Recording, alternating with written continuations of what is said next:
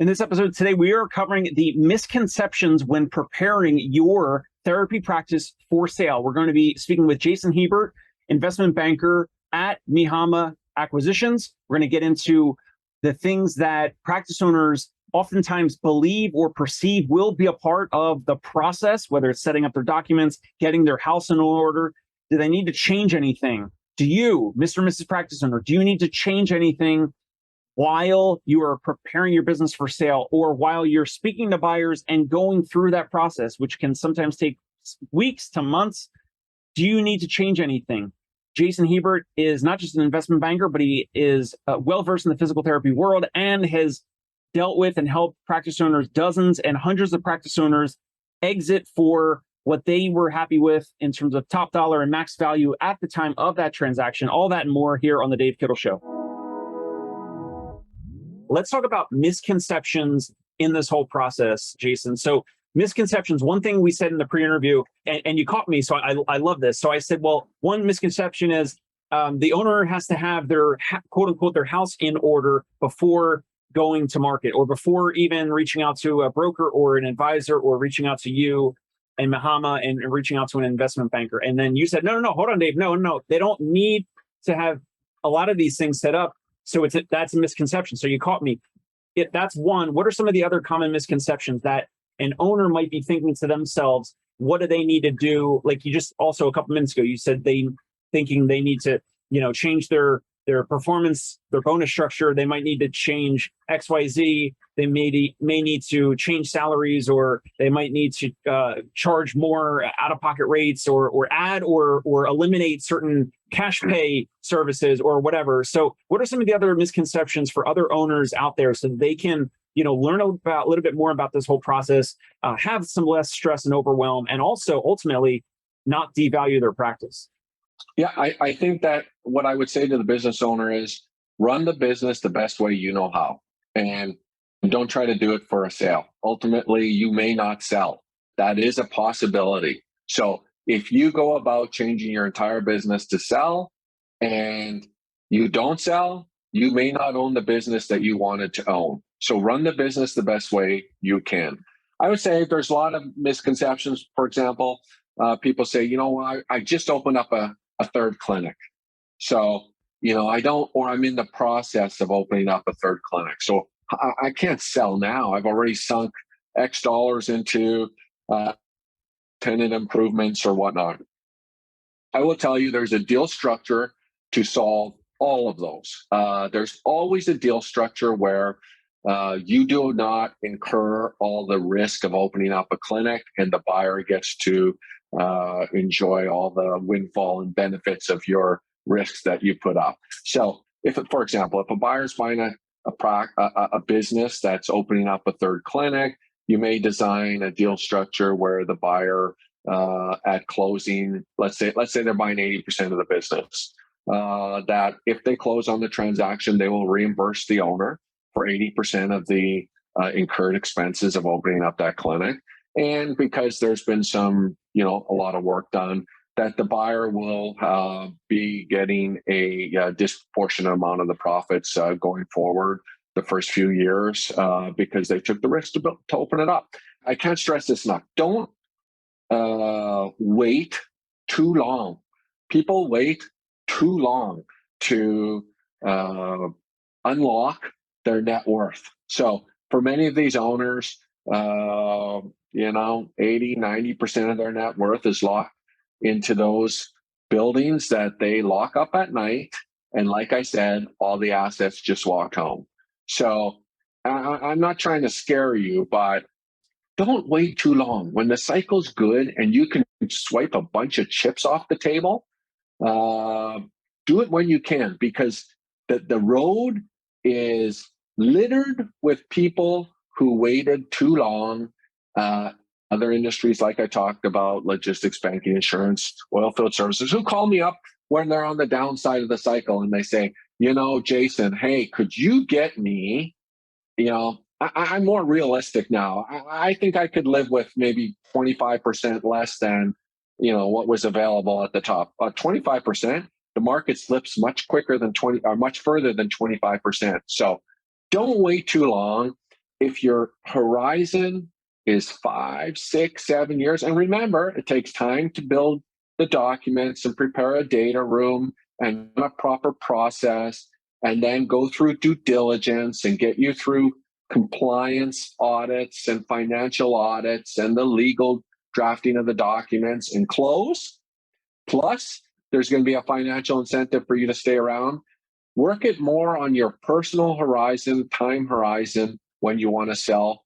And as long as the market is good, which we are currently and have been for the last many years, I would say transact at that time. Don't wait too long.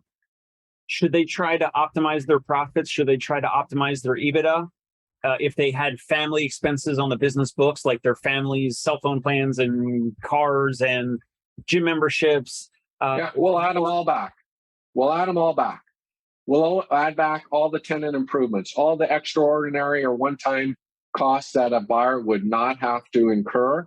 I'm not talking about your accountant, because the buyer will have to pay their own accountant to do your book. So I'm not saying that they're going to get rid of the accounting costs, but they're going to get rid of the car that's in the business and the family cell phones. And, you took the employees on a 10-year anniversary road trip somewhere.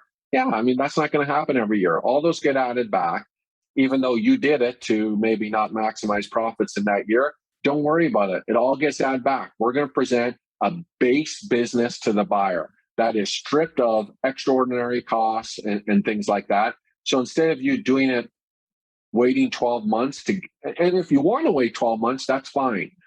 But if your time horizon is now, you don't have to wait 12 months. That's just an adjustment. We will normalize your financials, any good investment banker would, and we'll present the base case to the marketplace for them to decide how well it fits into their model. They will apply the multiple to that profit, and you will get exactly what you would have gotten in the first place. And last one for misconceptions. Should we say something else about valuation, or did we pretty much cover that earlier? Well, I just say don't. Let's say you got called up by a national buyer. They're interested. You start chatting with them, and they say, "Hey, and I've heard this on conversations when I've represented the buyer. I'm representing the buyer, and the buyer will inevitably say to the seller, so what do you think? In terms of valuation or what it would take to get a deal done." And the seller says a price, and sometimes they say a price significantly lower than what I know the buyer would pay for the business. There's no need for the seller to say what the price is.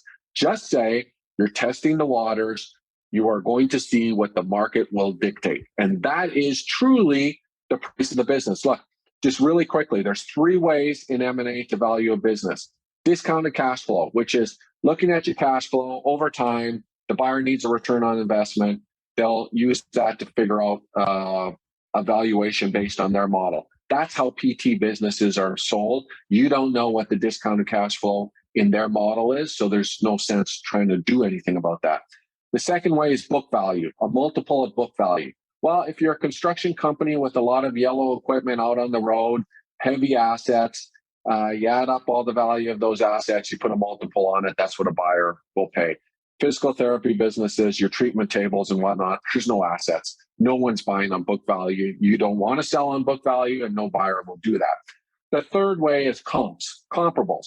It's like when you sell your house and the realtor comes by and says, look, in your neighborhood, 3 bedrooms, blah, blah, square feet, sells for roughly this much. Those are good comps. But with businesses being so different, the problem there is it's like you live on a street with 3 houses. There's a 20,000 square foot mansion on your left. On your right, there's a shed, and there's your house. There is no comps. We don't know what the comp is on your business.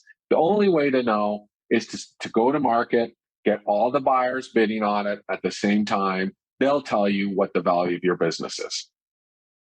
Love it. Perfect place to pause. Jason, whether it's your email address or the website or your LinkedIn profile, what's a good place for the audience to reach out to you? Any therapy practice owner that is interested in asking you some questions, getting on a consult, potentially having you represent them and work with them through this process. What's the best way for the audience to reach out to you? Yeah, just reach out to the company by email, info at Mihama Inc. MIHAMAINC, MihamaInc.com. And one of our team members will get back to you and start the process. Excellent. Jason, thank you so much for your expertise, your wisdom. And I think everything that you laid out for practice owners, definitely very, very valuable for them to hear from you, and from a position of someone that's worked with a lot of different practice owners, large and small, and a large volume of total transactions. And you've going through this process dozens or hundreds of times certainly helps a lot. So thank you very much for your time. We truly appreciate it. I appreciate the time, Dave.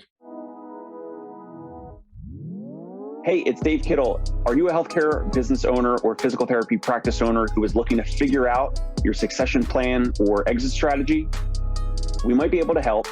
And in fact, we may be interested in acquiring your practice. If you're interested, you can reach out to me. Shoot me an email at dave@conciergepainrelief.com. That's DAVE@CONCIERGE, painrelief.com. Or you can call me at any time, 646-781-8884.